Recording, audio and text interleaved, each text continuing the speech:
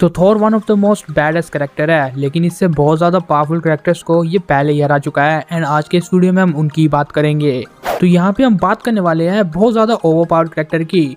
For example जो Thor के levels के हैं लाइक हल्क, उन्हें थॉर हरा चुका है एंड मुझे बताने की ज़रूरत नहीं है। इसलिए जो करेक्टर्स बहुत ज़्यादा बैडेस्ट हैं उनकी हम बात करेंगे कि थॉर ने उनको भी डिफीट करके रखा है। तो चलो जानते हैं कि वो सब करेक्टर्स कौन से हैं।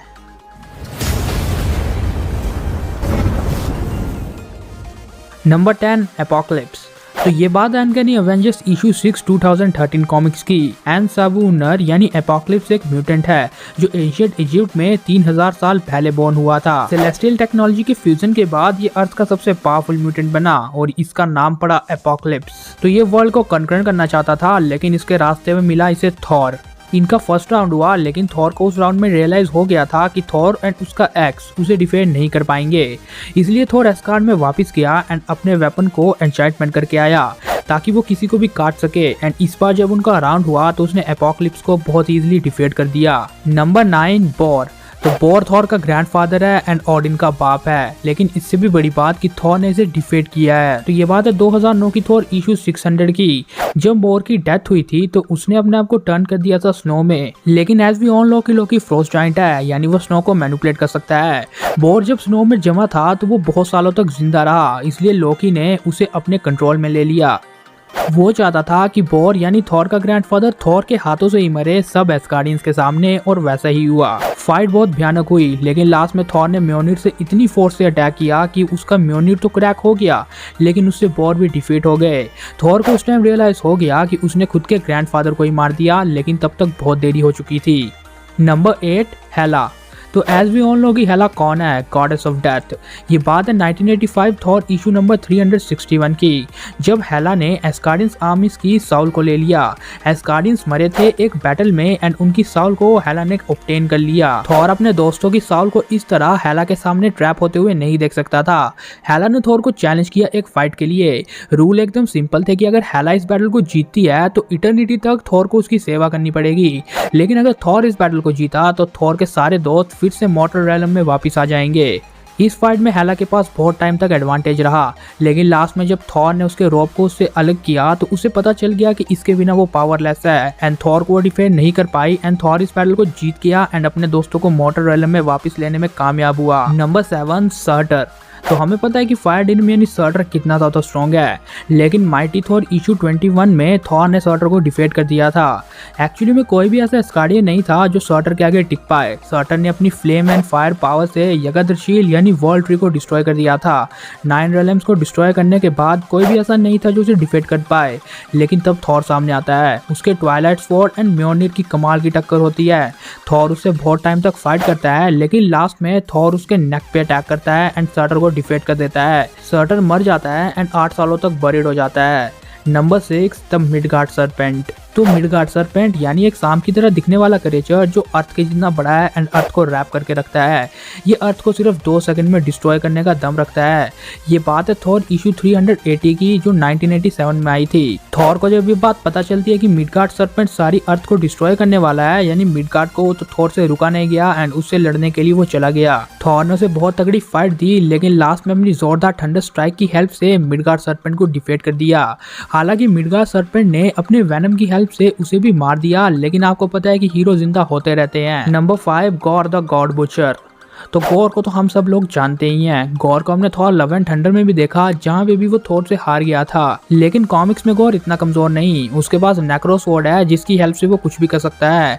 नल यानी जिसने नेक्रोसवॉर्ड को क्रिएट किया है उसने इसे बनाया था सेलेस्टियल्स को मारने के लिए। तो आप सोच सकते हो कि इसका पावर लेवल कितना होगा। ये बात है Thor God of thunder issue number 11 की, जहाँ पे ये 3 थॉर से लड़ा था। गॉर ने गॉड बॉम्ब बनाया था, जिस गॉड बॉम्ब की हेल्प से ये सभी गॉड्स को एक साथ ही टपका देता। Past, present and future 3 Thor इकट्ठा हुए थे इसे लड़ने के लिए। तीनों ने बहुत तगड़ी फाइट दी, लेकिन ये गॉड को डिफीट नहीं कर पा रहे थे। इसलिए लास्ट में अपने प्रेजेंट वाले थॉर ने इसके गॉड बॉम्ब को ही एब्सॉर्ब कर लिया। इतने पावरफुल गॉड बॉम्ब को एब्सॉर्ब करने के बाद वो नहीं बच पाया, लेकिन ऑल किंग थॉर ने उससे अपनी पावर से उसको जिंदा कर दिया एंड लास्ट में यंग थॉर ने गॉर की गर्दन को उससे अलग किया and gore the God butcher को डिफीट किया एंड इसी तरह से थॉर ने इसका सफाया किया था। Number 4 the डेमोगोर्ग। डेमोगोर्ग, अगर मैं इसकी प्रोनाउंसिएशन सही कर रहा हूँ तो ये थॉर का भाई है, थॉर का ऐसा ब्रदर जो बहुत ज़्यादा खतरनाक है। अगर आपको ऐसा लगता है कि गॉड बहुत ज़्यादा बैडएस है तो ये उससे भी बैडएस है। ये गॉड्स की पावर्स को एब्जॉर्ब करता है उनको खाने के बाद, ये गॉड्स को जिंदा निगल जाता है। इन सब बातों से ही इसे गॉड ईटर का टाइटल भी मिला है। ये क्रिएचर बहुत पुराना है एंड गॉड को मारने का बहुत अच्छा खासा एक्सपीरियंस भी रखता है, जिसकी वजह से जब ये थॉर के सामने आया तो ये थॉर को ऑलमोस्ट मारने वाला था, लेकिन लास्ट में जब थॉर ने इसके दिल पे अटैक किया एंड इसके दिल को ही चीर के रख दिया तो उसके बाद थॉर ने इसे भी डिफीट कर दिया। नंबर 3 एग्जिटर। तो एग्जिटर एक बहुत पावरफुल सेलेस्टियल है जो बाकी सेलेस्टियल्स के मुकाबले में बहुत ज़्यादा बड़ा है हाइट में। एरिशम जब भी कोई ऑर्डर देता है किसी प्लैनेट या किसी चीज़ को डिस्ट्रॉय करने के लिए तो वो एग्जिटर को ही वहाँ पे भेजता है, क्योंकि इसके साइज एंड इसकी स्ट्रेंथ से ही वो प्लैनेट को आराम से कुचल देता है। तो ये बात है अनकैनी एवेंजर्स इशू 21 की, जब इसकी और थॉर की फाइट हुई थी। इनकी फाइट बहुत ज़्यादा टेंस हुई थी, म्योनिर की हिट से एग्जिटर के ऊपर इंजरीज भी हुई, लेकिन इसके बाद इनका रीमैच भी हुआ। सालों बाद जब रॉक ने सारे सुपर हीरोज की पावर्स को एब्सॉर्ब कर लिया था तो तब ये आया। इसका और थॉर का बैटल होता है, लेकिन थॉर अपनी एक्स की हेल्प से इसे डिफीट कर देता है। बहुत ही कम ऐसे बीइंग है जो इतने पावरफुल सेलेस्टियल को डिफीट कर पाए हैं एंड थॉर भी उनमें एक है। नंबर 2 मैनगॉक। तो हमें पता है कि मैनगॉक कौन है। खुद ऑडिन एंड थॉर दोनों मिलके भी मैनगॉक को डिफेंड नहीं कर पाए थे। ये बात है द माइटी थॉर इशू 705 की। एक्चुअली में माइटी थॉर यानी जेन फॉस्टर ने इसे डिफीट कर दिया है। इसी कॉमिक में हमें ये बात पता चलती है कि थॉर एंड ऑडिन दोनों मिलके भी इसे नहीं हरा सकते थे, लेकिन जेन ने इसे डिफीट कर दिया, लेकिन खुद को सेक्रीफाइस करने के बाद। इस बैटल का कोई अंत नहीं दिख रहा था। लास्ट में जेन के पास सिर्फ फाइनल मूव बचा था। जेन ने उन चेन्स का यूज किया जिन चेन्स की हेल्प से फेंड्रिक्स वुल्फ को बांधा जाता है। जेन ने अपने म्योनिर में उन चेन्स को बांधा एंड उसको मैंगकॉक की ओर थ्रो किया। इससे मैंगकॉक उसकी जकड़न में आ गया, जिसके बाद जब जेन ने मैंगकॉक को लेके उड़ान भरी तो सीधा सन में ही रुकी। उसने सन के कोर में मैंगकॉक को जोर से पटक दिया, जिससे मैंगकॉक की तो डेथ हो गई, लेकिन साथ में जेन की भी डेथ हो गई। इसके अलावा मैं आपको ये बात फिर से याद दिला दूं कि र्यून किंग थॉर ने इमॉर्टल मैंगकॉक को सिर्फ अपने एक हाथ से हरा दिया था, लेकिन वो र्यून किंग थॉर था जिसका पावर लेवल बहुत ज्यादा है। हमें पता है कि उसने 5 शैडो गॉड्स को भी मार दिया था जो आउटवर्ड्स में रहते थे। तो हाँ, डेफिनेटली र्यून किंग थॉर के उन फीड्स को अगर मैं यहाँ पे ऐड करता तो ये वीडियो बहुत लेंथी हो जाता, इसलिए जान लो कि हाँ, थॉर के वो फीड्स सबसे ज्यादा हैं।